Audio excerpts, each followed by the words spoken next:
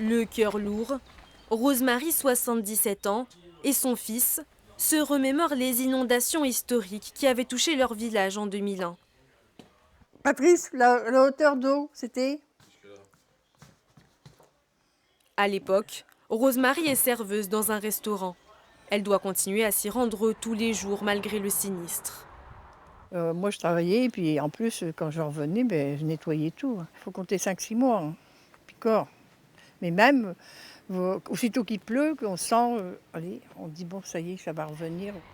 Dans ce village entouré d'étangs, les crues sont fréquentes. Alors, parmi les habitants, l'idée d'un congé payé en cas de catastrophe climatique fait l'unanimité.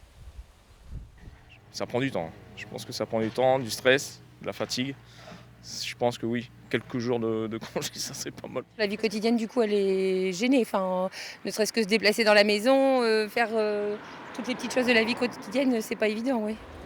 La proposition de loi visant à instaurer un congé payé en cas d'aléa climatique a été déposée cette semaine par ce sénateur de la Somme qui évoque une mesure de bon sens.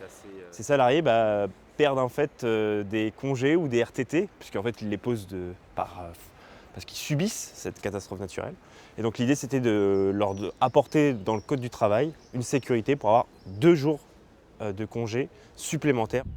Dans la Somme, la Confédération des petites et moyennes entreprises ne s'oppose pas à cette proposition de loi, mais son président ne l'estime pas non plus prioritaire.